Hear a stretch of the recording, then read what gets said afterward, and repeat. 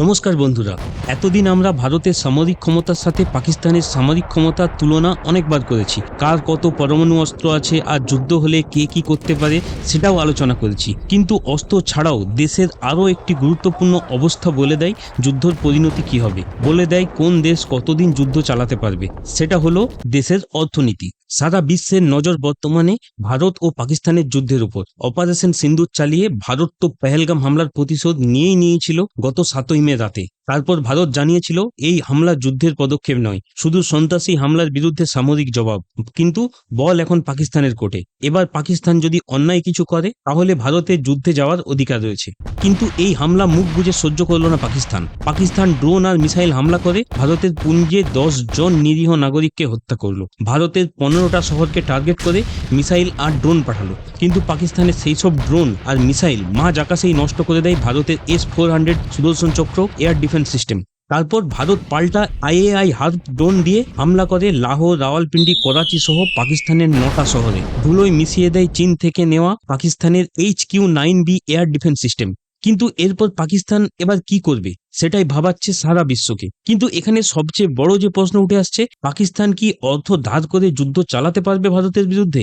2023 সালে পাকিস্তানের অর্থনীতির অবস্থা এমন হয়েছিল যে কোনো সময় ডিফল্ট করে যেতে পারত পাকিস্তানের অর্থনৈতিক ব্যবস্থা।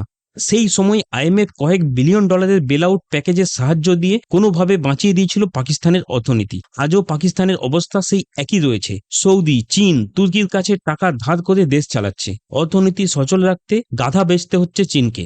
এই রকম পরিস্থিতিতে পাকিস্তান কি সত্যিই যুদ্ধ করতে পারবে ভারতের সাথে? সবার আগে পাকিস্তানের GDPর দিকে দেখুন, মাত্র $350 বিলিয়ন। সেখানে ভারতের $4 ট্রিলিয়ন বেশি। GDPর তুলনায় পাকিস্তান ভারতের কাছে কিছুই না।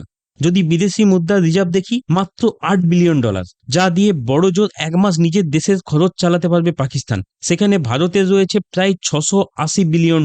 ফিসক্যাল ডিপোজিট পাকিস্তানের বর্তমানে 7.6%, অর্থাৎ যত আয় হয় তার থেকে 7-8% বেশি খরচ করতে হয় পাকিস্তানকে। মূল্যবৃদ্ধির হার পাকিস্তানে বর্তমানে 30%-এর বেশি। সামান্য খাদ্য পণ্যের জন্য হাহাকার দেশ জুড়ে। সেখানে ভারতের মূল্যবৃদ্ধির হার মাত্র 3.5%। পাকিস্তানি টাকার মূল্য ক্রমশ তলানিতে। $1 প্রায় 280 পাকিস্তানি টাকা। বিদেশি ঋণ প্রায় $150 বিলিয়ন। তার উপর পাকিস্তানের ইকোনমি আমদানি নির্ভর। সামান্য সবজি, আটা, চাল, চিনি, মেডিসিন থেকে জ্বালানি, তেল, কয়লা সবকিছুই আমদানি করতে হয় বিদেশ থেকে। যুদ্ধ হলে মার খাবে সেই আমদানি। পাকিস্তান IMF, চীন বা সৌদি থেকে যে লোন পায় তার বেশিরভাগই খরচ করে দেয় ডিফেন্স সেক্টরে, বছরে প্রায় $9 বিলিয়ন। কিন্তু এই অর্থের খুবই সামান্যই খরচ করা হয় পাকিস্তানের সামরিক শক্তি বাড়ানোর জন্য। বেশিরভাগই দুর্নীতি করে লুট করে নেয় পাকিস্তানের আর্মি অফিসারগুলো। আপনারা হয়তো জেনে অবাক হবেন, পাকিস্তান সেনা বিশ্বের সবথেকে দুর্নীতিগ্রস্ত সেনা। পাকিস্তান সেনার দুর্নীতি নিয়ে আমি অন্য একটা ভিডিও আপনাদের সামনে নিয়ে আসবো। আর যেটুকু অর্থ খরচ করে সামরিক শক্তি বাড়ায় তা দিয়ে নিয়ে আসে চীনের তৈরি বেকার অস্ত্রশস্ত্র, যা আজ অবধি কোনো যুদ্ধে পরীক্ষিত নয়। উরি সার্জিক্যাল স্ট্রাইক হোক বা বালাকোট স্ট্রাইক বা পেহেলগাম হামলার বদলা অপারেশন সিন্দুর, কোথাও কাজে লাগলো না চীনের তৈরি কোনো অস্ত্র। সামান্যতম ড্যামেজ করতে পারেনি ভারতের। এই পরিস্থিতিতে যুদ্ধে জড়ালে পাকিস্তানের ঘাড়ে পড়বে বাড়তি খরচের চাপ। এতদিন যারা পাশে দাঁড়িয়েছিল, যেমন সৌদি, UAE, তারা কিন্তু ভারতকেই সমর্থন করেছে। আর যুদ্ধ করার জন্য তারা পাকিস্তানকে কোনো অর্থ দেবে না। IMFও যুদ্ধ করার জন্য কানা কড়িও দেবে না পাকিস্তানকে। বাকি রইল চীন। গত কয়েকদিন ধরে চীন যেভাবে পাকিস্তানের পাশ থেকে সরে গিয়েছে, আর আমেরিকার শুল্ক লাগানোর পর ভারতের সাথে যে সম্পর্ক খারাপ করবে না তাও স্পষ্ট। কারণ ভারতের সাথে প্রায় $150 বিলিয়ন ব্যবসা রয়েছে চীনের। কূটনৈতিক ও সামরিক বিশেষজ্ঞরা বলছেন, পাকিস্তান যদি ভারতের সাথে ফুল স্কেল যুদ্ধে যায়, পাকিস্তানের প্রতিদিনের খরচ দাঁড়াবে $3.5 বিলিয়ন বেশি।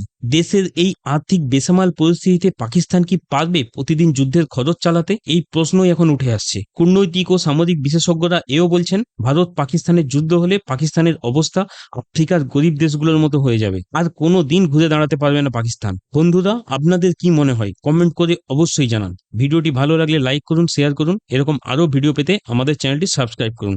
ভিডিওটি দেখার জন্য ধন্যবাদ।